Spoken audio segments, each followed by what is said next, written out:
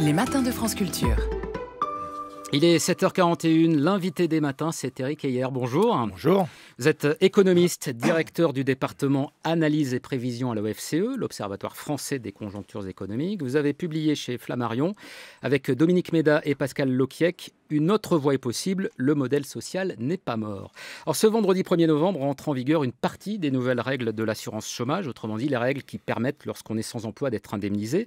Les conditions d'accès à l'indemnisation sont durcies, mais elles le sont dans une conjoncture qui paraît favorable à l'emploi. C'est ce dont nous allons parler ensemble jusqu'à 8h. Et puis nous serons ensuite rejoints après le journal de 8h par Alain Mestre pour évoquer l'évolution de l'emploi et des métiers dans ce moment de grande transition écologique, transition énergétique. Je voudrais commencer par cette citation de Laurent Berger, le numéro 1 de la CFDT. C'était hier au Figaro. À propos de cette réforme de l'assurance chômage, il dit que c'est une des réformes les plus dures socialement qui s'est opérée ces 25 dernières années. Quelle serait, vous, votre appréciation globale de la réforme ? Alors je pense qu'il faut la mettre dans effectivement une globalité de toutes les réformes qui sont menées depuis l'arrivée de Macron au pouvoir. En fait, on va dire qu'effectivement, il y a cette notion de flexi-sécurité, c'est-à-dire qu'il essaie de flexibiliser d'abord le marché du travail avec les ordonnances sur le marché du travail, et il avait promis un volant de sécurité. Et parmi les volants de sécurité, c'était d'autoriser en fait d'avoir une assurance chômage pour tout le monde. Et donc, effectivement, avoir une assurance chômage pour tout le monde, c'était avantageux. Alors, il tient en partie sa promesse avec les indépendants, avec les démissionnaires, mais on voit bien que globalement, il a une troisième contrainte qui est venue se greffer, c'était de réduire les dépenses publiques et d'essayer de réduire les déficits. Et donc, c'est très compliqué de sécuriser et d'ouvrir l'assurance chômage à tout le monde en réduisant quelque part les dépenses publiques. Il faut dire que la réforme de l'assurance chômage a quand même pour principal objectif une réduction des dépenses publiques à peu près de 1 milliard à 1,3 milliard par an, 3,5 milliards d'ici la fin du quinquennat. Et donc, effectivement, pour certains chômeurs, et des chômeurs qui sont plutôt issus du salariat, les droits vont être beaucoup plus compliqués. Et on voit qu'il a essayé d'être relativement équilibré entre les hauts avec les cadres et les un peu plus précaires, mais que globalement, ça va toucher un peu plus les précaires.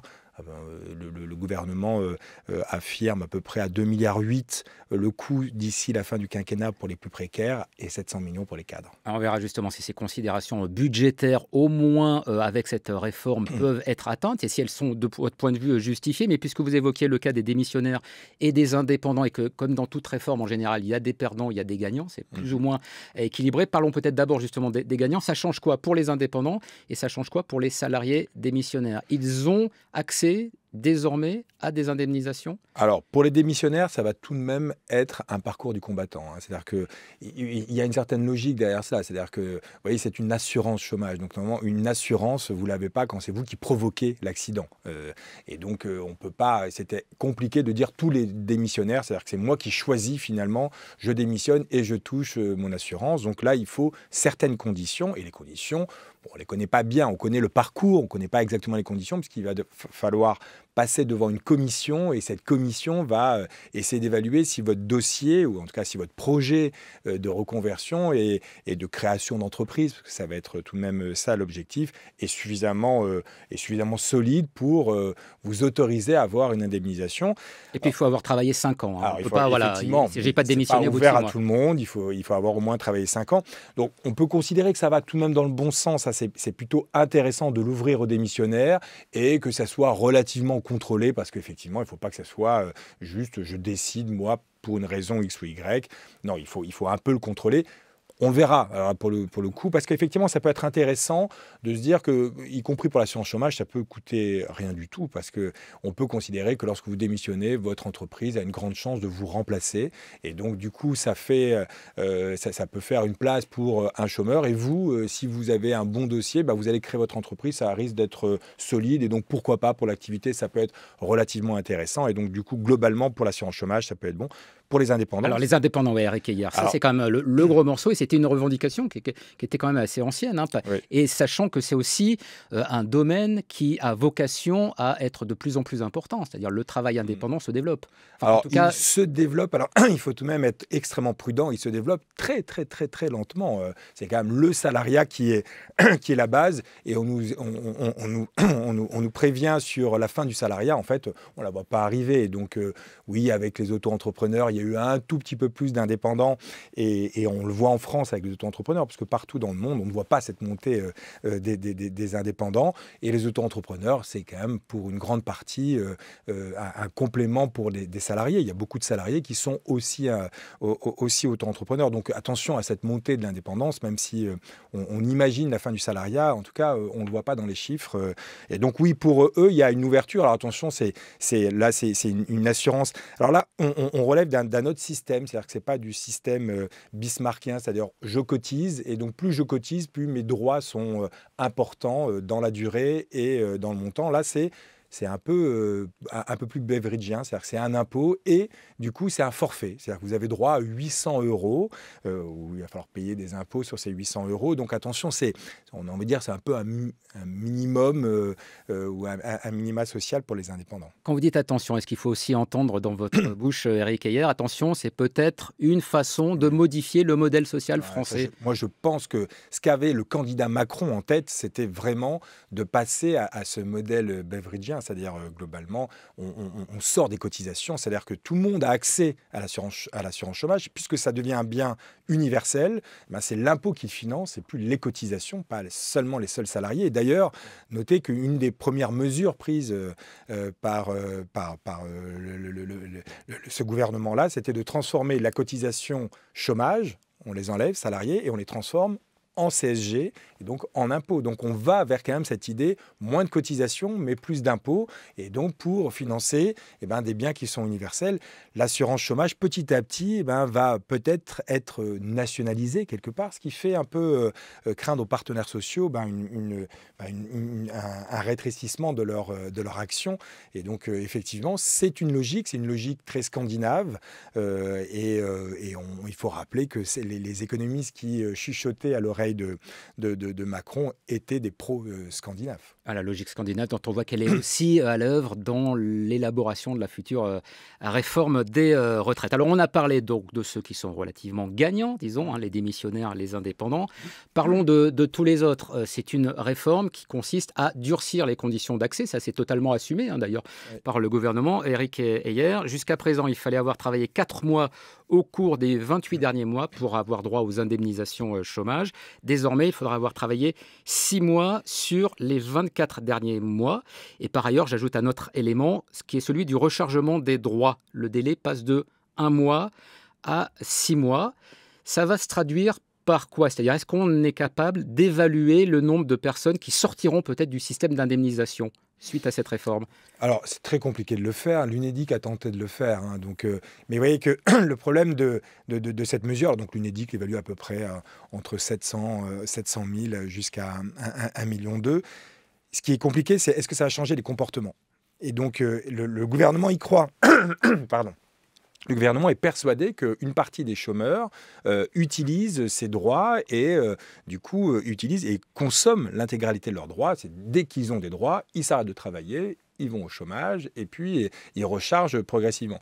Et donc le fait de durcir un tout petit peu, ça va les inciter à rester plus longtemps sur le marché du travail. Alors donc notons que si on s'amuse à un petit calcul sur 2 ans et que la mentalité des chômeurs est celle-ci, ça ne va rien changer, puisque avant vous aviez tous les 4 mois vous faisiez un aller-retour. Donc vous voyez, sur 2 ans, vous aviez passé 3 fois 4 mois dans l'emploi, donc 12 mois dans l'emploi, 12 mois au chômage. Maintenant ça va être 6 mois, sur 2 ans, ça va faire encore 1 an au chômage, 1 an dans l'emploi. Donc ça peut ne rien faire, vous voyez, si vous prenez une durée de 2 ans. Mais globalement, moi, il me semble que là-dessus, c'est plutôt les précaires qui vont être difficiles. C'est-à-dire qu'il faut avoir en tête que certains n'arrivent pas à avoir 6 mois au cours des 24 mois. Et donc ces personnes-là qui n'arrivent pas à l'avoir, c'est elles qui vont être complètement pénalisés. Donc là, c'est les plus fragiles que l'on va pénaliser.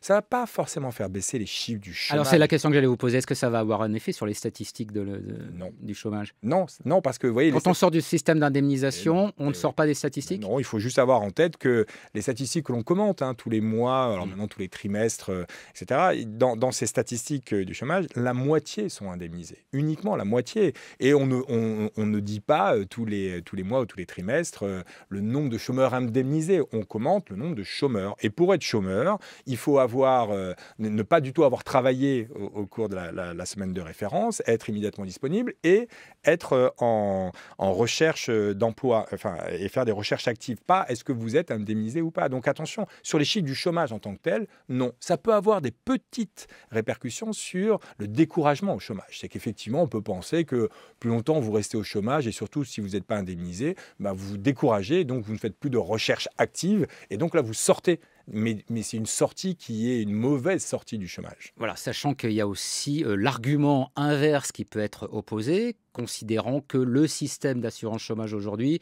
est peut-être un peu trop généreux et qu'il découragerait le retour à l'emploi. Avant de vous faire réagir à cet argument-là, je voudrais vous faire écouter quelqu'un que vous connaissez sans doute, qui est économiste lui aussi. C'est Bertrand Martineau. Il est membre de l'Institut Montaigne. Il a travaillé il y a quelques années à la direction de l'emploi. Je crois que c'était à l'époque de Jean-Louis Borloo. Il était l'invité de France Culture dans l'émission Du Grain à Moudre. C'était en février dernier. Alors, si on rentre dans le détail du système d'indemnisation du chômage, il y a à la fois du côté des chômeurs, mais aussi du côté des entreprises qui usent et abusent de ce système, qui entre deux CDD finalement permettent à prendre des vacances à la personne et ensuite réembauchent la personne après le CDD, après quelques semaines médiques. Donc ce sont des comportements répréhensibles. Et il y a des chômeurs effectivement qui abusent.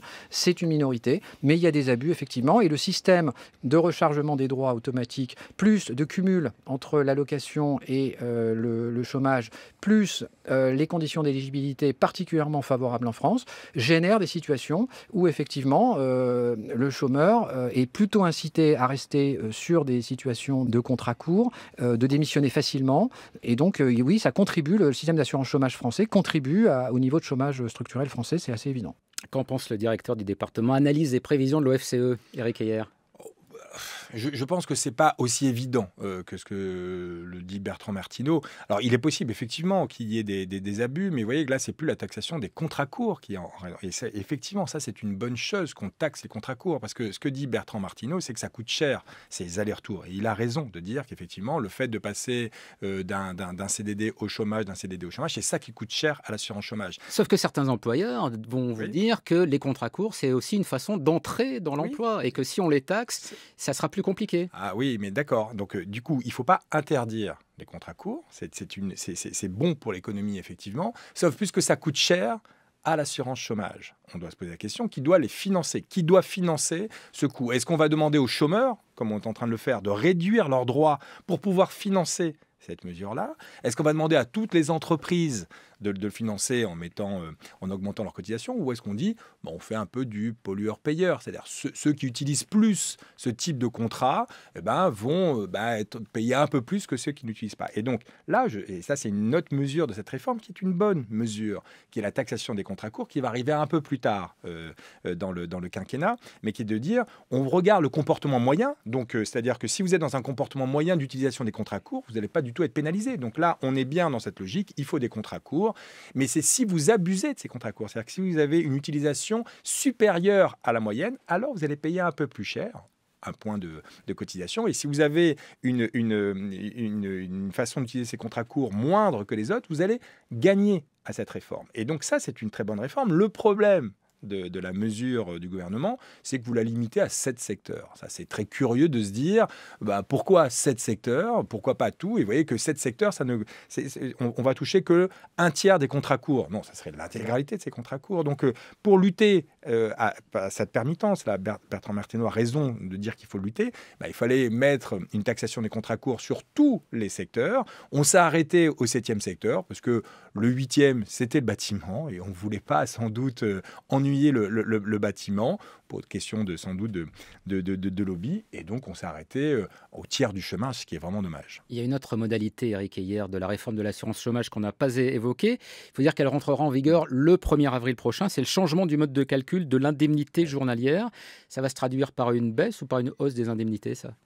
Alors, c'est un peu compliqué, mais dit autrement, en termes de droit, et sur la période, ça vous enlève rien. Sauf que, au lieu d'en avoir beaucoup au début, mais moins longtemps, vous en allez avoir un peu moins au début, mais pendant une période un peu plus longue. C'est-à-dire que globalement, le fait d'avoir un salaire de référence journalier, ça pouvait engendrer un comportement un peu bizarroïde où vous aviez intérêt en fait à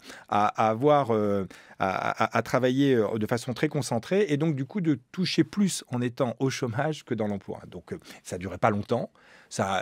Les personnes qui bénéficiaient de ça, ils touchaient aux alentours de 1 300 €, donc on ne peut pas non plus considérer que c'était des ultra privilégiés, mais effectivement, ça pouvait être curieux de se dire qu'on pouvait gagner plus au chômage que dans l'emploi. Mais attention, en gros, globalement, ça veut dire qu'on va juste baisser l'indemnisation mensuelle, mais vous allez avoir des droits plus longtemps. Bon, je pense que ça, c'est plutôt une bonne réforme. Il va falloir faire attention aux modalités, mais ça va plutôt dans le bon sens. Et donc là, on peut dire bravo. À vous écouter, Éric Heyer, on a l'impression que cette réforme elle a été pensée autant par des économistes que par des sociologues du comportement.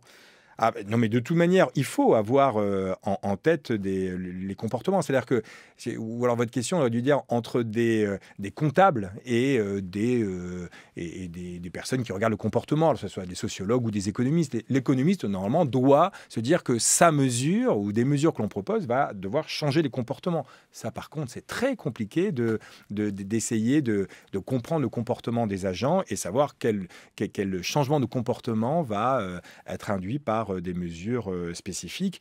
Là, effectivement, c'est important de se dire qu'on est dans un moment avec un rapport de force et donc une mesure, OK, on regarde du côté du chômeur, mais il faut regarder aussi du côté de l'entreprise. Il peut y avoir une sorte de collusion entre les deux. Et effectivement, quand les deux ont intérêt à avoir des contrats courts, il y a plus de chances qu'il y ait beaucoup de contrats courts en France, ce qui est le cas. Une petite statistique, c'est-à-dire qu'il y a 26 millions de contrats qui sont signés chaque année en France. Sur ces 26 millions de contrats qui sont signés chaque année en France, les 2/3, donc c'est énorme, sont des contrats de moins de 1 mois. C'était 45% en 2000. Donc on voit qu'il y a une explosion de ces contrats courts.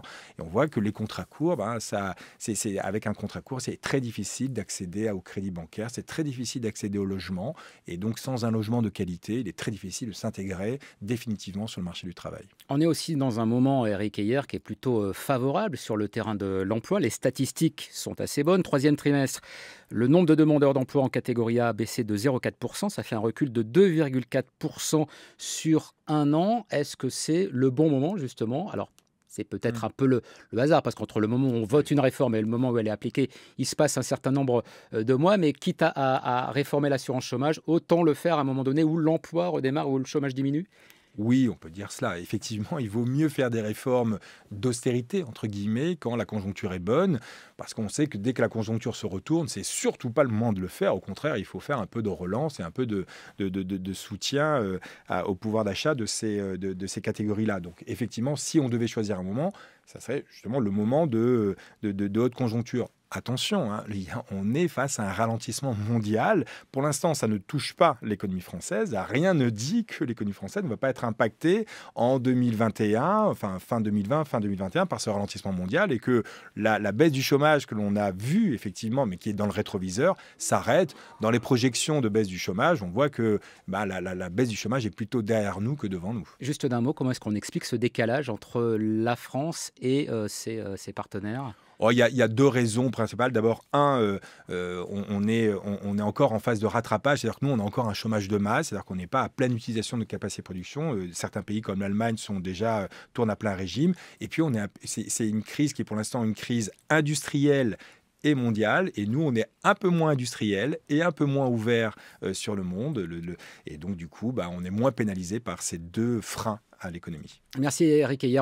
Poursuit cette discussion avec vous après le journal et la chronique de Frédéric Seyss. Vous serez rejoint aux alentours de 8h20 par Alain Mestre.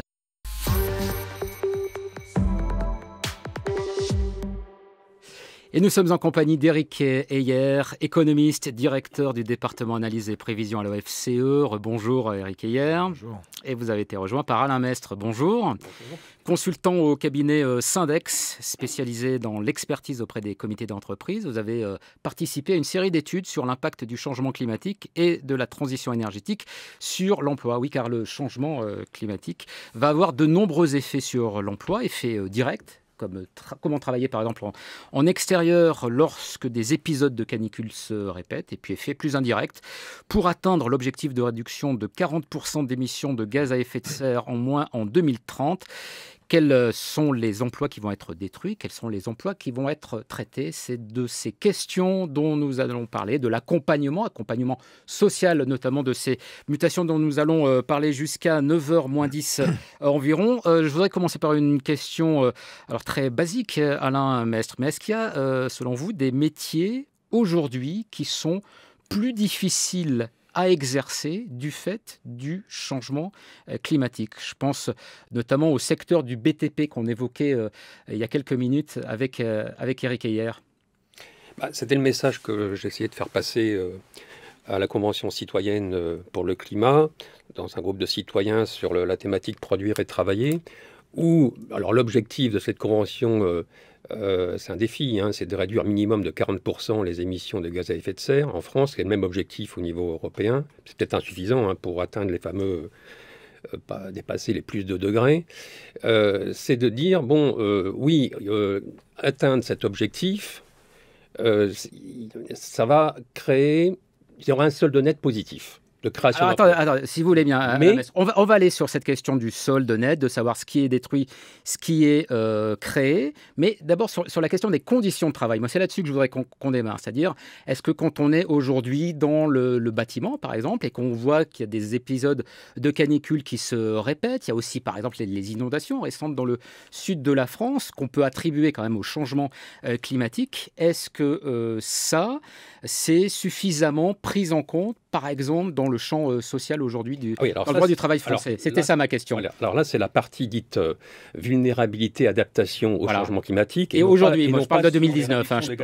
Les impacts. On est d'accord. Alors concernant, d'ailleurs, nous, à Syndex, on est l'expert d'un projet en cours au niveau européen sur ces questions des conséquences sociales des politiques et des mesures volontaristes en termes d'adaptation au changement climatique. Et notamment, comme vous le soulevez, sur la problématique des santé, sécurité, conditions de travail, notamment de phénomènes climatiques comme la canicule.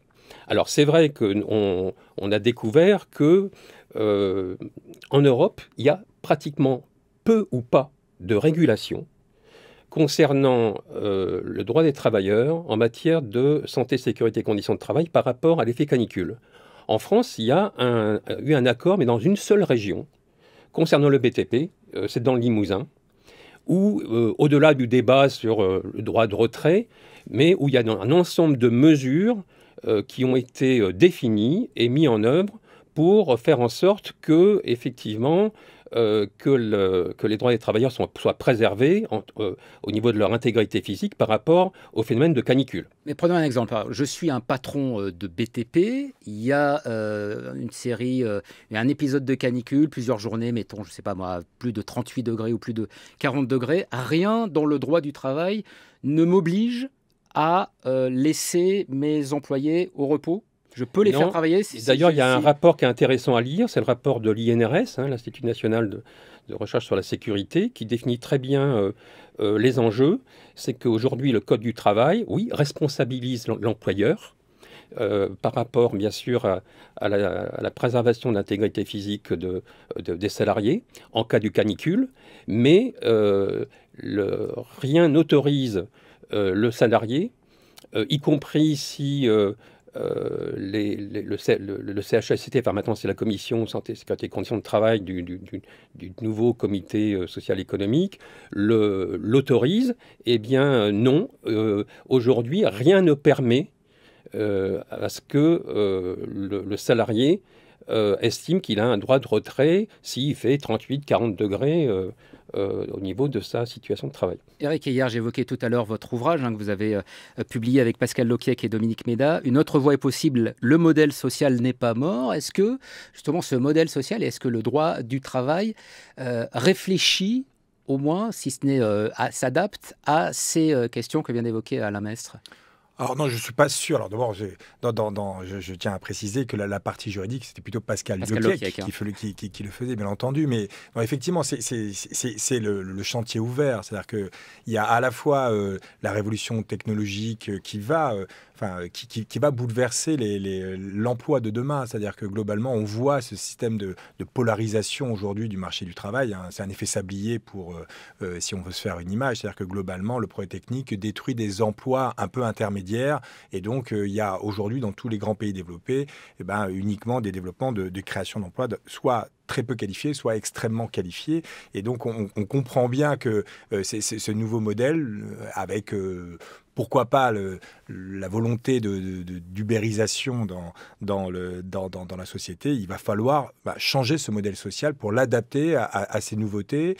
Et donc, effectivement, le réchauffement climatique est une autre facette de cette révolution qu'il va falloir, du coup, prendre en compte dans le dialogue social et dans le modèle social. On est encore très loin d'être arrivé à un point d'équilibre, mais il va falloir effectivement y réfléchir. Alain Mestre. Alors, à tel point qu'en juin dernier, donc, la Confédération européenne des syndicats, pour anticiper sur la nouvelle Commission européenne, a transmis à la nouvelle présidente de la Commission un projet de directive sur ces questions de droits des travailleurs par rapport à l'effet canicule. C'est dire que ce n'est pas qu'en France qu'on a un flou juridique pour, au-delà des aspects de droit, mais aussi de mettre en place des politiques et des mesures de prévention appropriées, efficaces. Parce que dans le BTP, on a eu quand même, de sources syndicales, cette année encore 8 à 10 morts. Dans le secteur, rien que dans le secteur du BTP, impacté par l'effet canicule. Mais c'est partout en Europe. Donc c'est pour ça que la Confédération européenne des syndicats a donc transmis déjà un texte, un projet de directive, parce que même dans les pays européens les plus avancés en termes de régulation sociale, il n'y a aujourd'hui pratiquement pas de mesures efficace pour sauvegarder l'intégrité physique des travailleurs. Alors, il y a donc l'impact de ces changements climatiques sur les conditions de travail, et puis il y a l'impact sur la nature du travail. Quels sont les emplois qui seront les nôtres dans quelques années? Et peut-être que ça commence d'ailleurs dès aujourd'hui. Alors, si on va sur le site du ministère de l'écologie, de la transition écologique et solidaire, on a presque envie de dire youpi le réchauffement climatique, ça va créer de l'emploi, bénéfice net en emploi, c'est ce que dit le ministère qui se base sur des chiffres de l'ADEME. Malgré une baisse dans les secteurs dépendants des énergies fossiles, ça va évidemment baisser, mais le bénéfice sera net, plus 340 000 emplois d'ici 2035, plus 900 000 emplois d'ici 2050. Est-ce que ce sont des prévisions, vous qui vous occupez de prévisions à l'OFCE, Éric Heyer, qui vous paraissent particulièrement optimistes? Non, alors, c'est des simulations, c'est un peu différent. C'est-à-dire que c'est vraiment un scénario, et derrière ce scénario, il y a aussi de la dépense publique. C'est-à-dire que c'est associé tout de même à de l'investissement, et cet investissement, puisqu'il est non délocalisable, puisqu'on va le faire en France, ça va créer de l'emploi, effectivement, dans les pays. Vous voyez, quand vous faites de la rénovation thermique, oui, effectivement, vous allez créer de l'emploi en France. Et ça, effectivement, c'est pas ouvert à la concurrence, ça va pas partir. Donc, toutes ces simulations, tous ces scénarios, en fait, derrière, il faut bien voir quel est l'enjeu budgétaire qu'il y a derrière. Et à mon avis, le fait de est-ce qu'ils sont crédibles ou pas, on doit se poser la question, est-ce qu'on est d'accord pour mettre un certain nombre d'investissements publics sur la table. Et donc, c'est plutôt l'enjeu budgétaire qui est questionné. Et bien entendu, si ces enjeux budgétaires sont finalement, si on se dit que la dette, c'est plus un problème et que le problème de la soutenabilité à long terme, c'est plutôt l'environnement et pas la dette publique, et donc que ces scénarios de l'ADEME sont plutôt réalistes, alors oui, il n'y a aucun problème pour que effectivement cette transition énergétique soit aussi créatrice d'emplois, et d'emplois qui sont non délocalisables, donc des emplois qui seront sur l'Hexagone. Il faut d'ailleurs comprendre quelle est la logique de ces scénarios, Alain Mess. C'est-à-dire on part d'un objectif qui est celui de la réduction des émissions de gaz à effet de serre à telle échéance, donc moins 40% d'ici 2030 par rapport à 1990, me semble-t-il. Ça suppose donc de mettre en place une politique, notamment une politique de reconversion.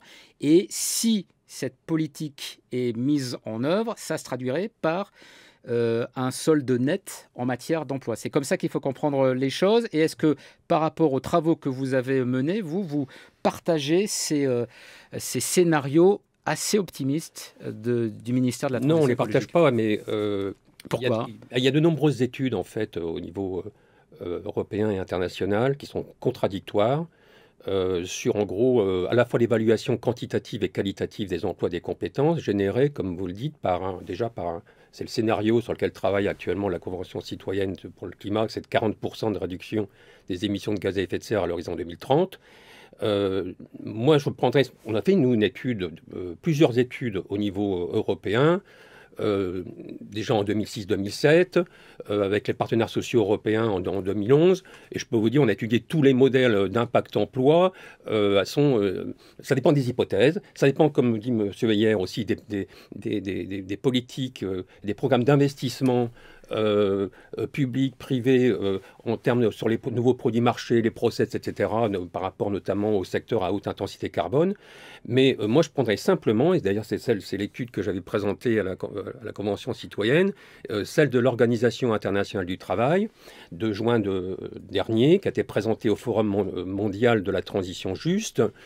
Donc ils ont pris un ensemble d'études, et donc ils ont créé une sorte de synthèse à l'horizon 2030, sur un objectif non pas de 40 mais de 50%, parce qu'ils ont pris un modèle de plus 2 degrés par rapport à plus 6, où là il y aurait plus de vie sur Terre, et en prenant les scénarios de l'Agence internationale de l'énergie, ils arrivent à la conclusion que oui, on créera beaucoup plus d'emplois qu'on en détruira, mais attention, on croit sur la partie dite énergie durable et sur la partie économie circulaire, c'est des dizaines de millions d'emplois. Alors ils ont pris un échantillon dont la France, de 32 pays, et on arrive en gros à un solde très positif, sauf que sur les presque 20 millions d'emplois qui seront détruits, bien sûr tout en ayant un solde net positif, ils disent que 30% de ces emplois ne seront pas reconvertibles.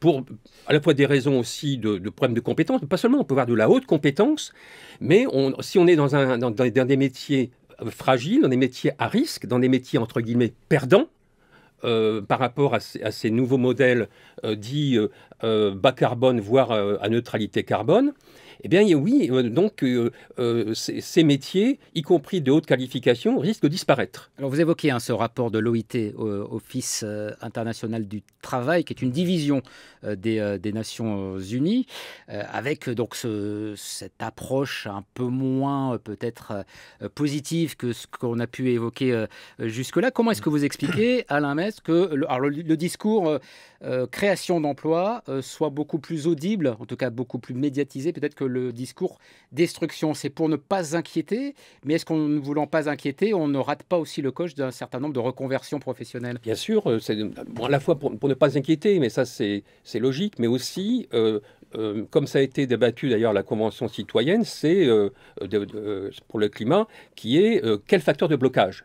Et effectivement, il y aura, si on ne met pas en place les politiques et les mesures appropriées en matière dite de transition juste, telle qu'elle est définie par l'OIT, ces 9 lignes directrices de la transition juste, eh bien, on risque d'avoir à faire face à des risques de tensions sociales fortes, plus ou moins fortes, selon les métiers, qui seront impactés négativement par ces politiques, ces mesures volontaristes. Lesquels d'ailleurs métiers Alors en gros, c'est tous les métiers qui sont dans les secteurs et les filières à haute intensité carbone, Alors bien sûr, il y a des filières qui à la fois produisent, mais aussi des énergies fossiles. On le voit en France, par exemple, les 4 centrales charbon qui sont prévues de fermer, mais il y a actuellement des conflits sociaux. Hein, à la fois à Gardanne, Saint-Avold, ils sont dans des graves conflits sociaux. Voilà, il y parce avait que, une voilà, grève la semaine dernière à Saint-Avold. alors ça, c'est la filière fossile, sans compter les raffineries, et puis aussi tous les secteurs à haute intensité carbone, c'est-à-dire tous ces secteurs industriels, tout particulièrement à haute intensité carbone, que ce sont l'acier, la chimie, le verre, la pâte à papier, la céramique, etc. Donc ces secteurs qui sont à haute intensité carbone. Et là, effectivement, tous ces métiers sont à risque. Alors après, il y a tout le débat sur mettre en place des filières technologiques, produits process à faible carbone, voire à neutralité carbone, qui permettraient de limiter ces risques, sans compter, bien sûr, mettre en place des dispositifs et des outils de gestion prévisionnelle, des emplois, des compétences, qui croiseraient les niveaux des entreprises, les secteurs et les territoires. Éric Heyer, ces mutations auxquelles est confronté le monde du travail à travers cette question de la transition énergétique en particulier, est-ce que c'est quelque chose de relativement inédit dans son ampleur, ou bien est-ce que régulièrement, quand il y a des révolutions industrielles, je rappellerai le titre d'un essai fameux de Jérémy Rifkin, la 3e révolution industrielle, que voilà, ce sont des choses qui se répètent, qui reviennent régulièrement? Oui, c'est un peu la destruction créatrice de Schumpeter. C'est-à-dire que globalement, il y a effectivement des innovations tout au long de l'histoire du capitalisme qui, en fait, commence par détruire un certain nombre d'emplois, mais qui, au final, en crée plus qu'il en a détruit. Et donc, il y a ces mouvements-là. Et donc, on peut considérer que cette transition écologique fait partie un peu de cette destruction créatrice, ça a été dit. C'est-à-dire que, globalement, il va y avoir des destructions d'emplois, mais les créations nettes devraient être supérieures. C'est-à-dire qu'au bout du compte, on devrait en créer un peu plus qu'on en a détruit. Et donc, se pose vraiment la question de la transition dans ces compétences-là. Et donc ça, normalement, ça se réfléchit, ça s'anticipe, puisque là, on est tout de même sur un temps long. Et donc, pour faire un peu un lien avec la première partie de l'interview sur l'assurance chômage a un rôle très important dans ce moment-là. C'est-à-dire que si vous êtes dans un métier qui, on sait, n'est pas un métier d'avenir, vous allez quelque part, à un moment, disparaître dans ce type de métier, c'est à ce moment-là où l'assurance chômage est primordiale. Il faut justement avoir une durée au chômage relativement longue, parce que vous n'apprenez pas un métier en l'espace de 6 mois, en 9 mois. Il va falloir vous reconvertir. Et donc, il faut non seulement du temps, mais il faut aussi pouvoir vivre pendant ce temps-là. C'est-à-dire que si on vous dit tu as du temps, mais avec une indemnité qui est extrêmement faible, vous allez plutôt essayer de trouver ailleurs. Donc, il faut du temps, il faut être bien indemnisé. Et donc, vous voyez, c'est exactement tout l'inverse de là où on va aujourd'hui, en essayant de réduire le temps et réduire l'indemnisation. Donc, non, il va falloir faire peut-être un peu plus du sur-mesure, c'est-à-dire que globalement, ça va être très important pour la personne de Pôle emploi. Et c'est pour ça qu'il faut maintenant aussi les former un peu mieux. Il y en aura, il y a 1000 CDD supplémentaires, mais il va falloir qu'ils soient bien formés pour essayer de savoir qui ils ont face d'eux. Est-ce que c'est des personnes qui arrivent d'un métier qui n'est pas écologique compatible, et donc du coup, il va falloir les reformer. Et là, il va falloir du temps. Sauf qu'on entend beaucoup dire qu'il y a de très nombreux métiers qui sont liés à cette transition qui n'existent sans doute pas encore. Comment est-ce qu'on fait, Alain Mestre, pour préparer à des métiers dont on ne connaît pas encore la nature exacte? Il faut déjà mettre en place en amont ce qu'on appelle en France les contrats d'études prospectives emploi à l'horizon 5 ans, 10 ans, 20 ans, pour effectivement anticiper sur les nouveaux métiers qui vont être générés par ces politiques et mesures volontaristes, qui va exiger bien sûr des investissements massifs, pas seulement au niveau recherche-développement, technologie, mais aussi bien entendu en termes d'outils et de dispositifs de gestion prévisionnelle des emplois, des compétences, à la fois au niveau de l'entreprise, au niveau de secteur, voire même au niveau des filières, et qui sachent croiser. Et c'est pour ça qu'il faut des outils innovants et ambitieux, aussi croisés avec les territoires. C'est tout l'enjeu, nous, d'un outil qui a été référencé par l'OIT et le Centre européen de la formation professionnelle, qui est ESSECLI. Alors ESSECLI, ça veut dire évolution, compétences, emploi, climat. Tout à fait. Qui, nous, les professeurs dans son pays, donc il est plus connu au niveau européen et international qu'en France. Mais on l'a fait en Île-de-France, donc en 2014. C'était un outil donc de prospective emploi, avec justement l'objectif était, en gros, c'était effectivement 40% de réduction de gaz à effet de serre à l'horizon 2030. On est déjà là dans cet objectif-là. Mais quel impact à la fois quantitatif et qualitatif? Donc l'évaluation a été faite de manière partagée avec partenaires sociaux, représentants de l'État, de la région et l'Agence de l'eau Seine-Normandie. Donc on est dans un diagnostic partagé et ensuite qui a débouché sur, avec des travaux en atelier, séminaires, etc., sur des propositions concrètes en termes d'outils dits passerelles. Les outils passerelles métiers, c'est-à-dire concrètement... C'est-à-dire on passe d'un métier à un autre. Voilà, quels sont, à partir des... On a travaillé sur une centaine, 105 exactement, de métiers à risque, et puis sur 35 métiers d'opportunité, qui peuvent être certains, soit un verdissement des métiers existants, soit des tout à fait nouveaux métiers. Par exemple, technicien paysager, en passant par des ambassadeurs du tri, etc., etc.